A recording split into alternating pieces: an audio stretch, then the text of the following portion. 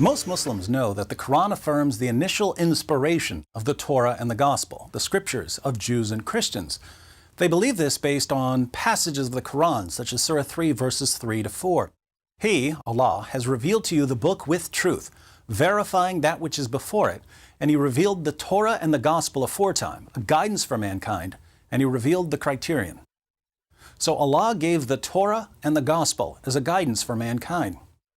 But many Muslims are convinced that the Torah and the Gospel were later corrupted, and they assume that the Quran claims that the Torah and the Gospel have been corrupted. This isn't what the Quran says at all.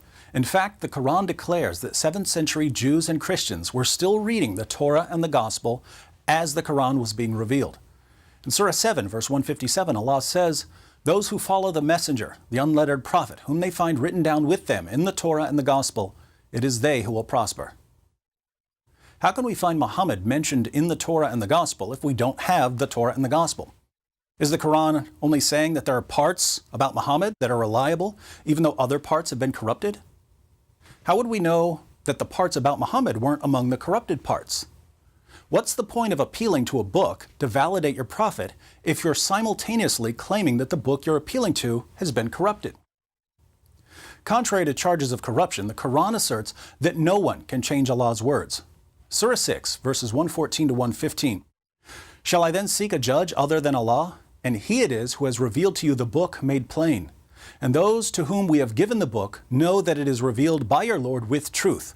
Therefore you should not be of the disputers. And the word of your Lord has been accomplished truly and justly. There is none who can change His words, and He is the hearing, the knowing." There is none who can change His words. Surah 18, verse 27. "And recite what has been revealed to you of the book of your Lord. There is none who can alter His words, and you shall not find any refuge besides Him." There is none who can alter His words.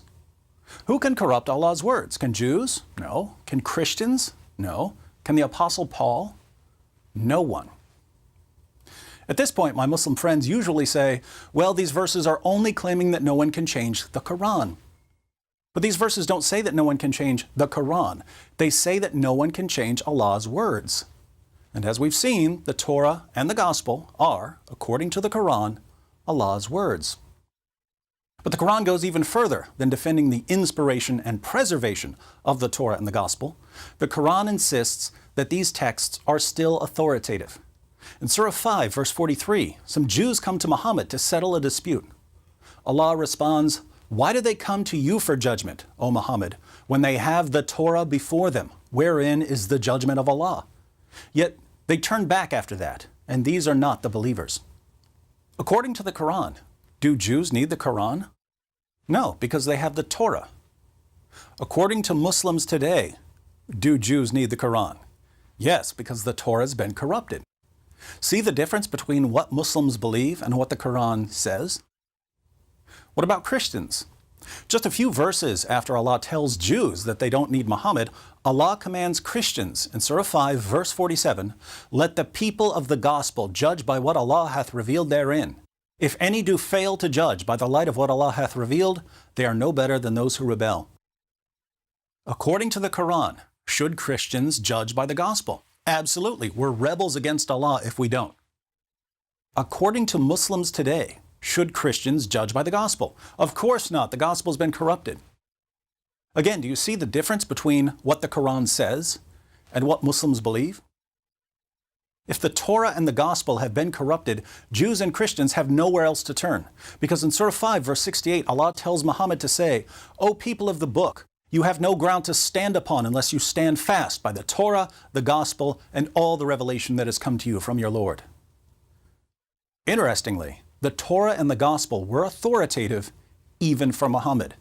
When Muhammad was having doubts about his revelations, he was commanded to go to the people of the book for confirmation. Allah tells Muhammad in Surah 10, verse 94, "But if you are in doubt as to what we have revealed to you, ask those who read the book before you. Certainly the truth has come to you from your Lord. Therefore you should not be of the disputers." So the Torah and the Gospel are authoritative, not only for Jews and Christians, but also for Muhammad himself. Muslims who deny the inspiration, preservation, and authority of the Bible are therefore contradicting the Quran.